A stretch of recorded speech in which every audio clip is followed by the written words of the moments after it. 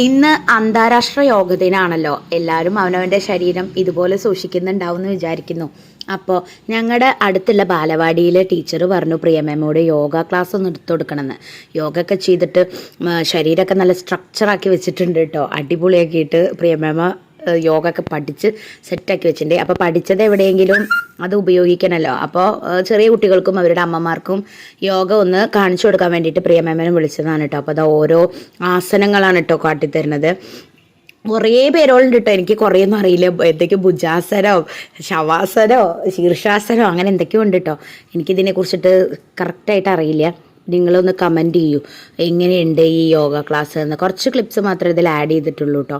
നിങ്ങളുടെ വീട്ടിൽ ഇങ്ങനെ യോഗ ചെയ്യുന്നവരുണ്ടോ? അതുപോലെ കുറേ അമ്മമാരും ചേച്ചിമാരും ഒക്കെ ഇങ്ങനെ യോഗകളൊക്കെ ചെയ്ത് നല്ല ശരീരമൊക്കെ ഇതാക്കുന്നുണ്ട് കേട്ടോ. എനിക്ക് യോഗ ചെയ്യണം എന്നുണ്ട്, പക്ഷേ ഇപ്പോഴും മനസ്സങ്ങോട്ട് അനുവദിക്കുന്നില്ല. അപ്പോൾ ഇത്രയുള്ള ഗൈസ് ഇന്നത്തെ ഒരു വീഡിയോ.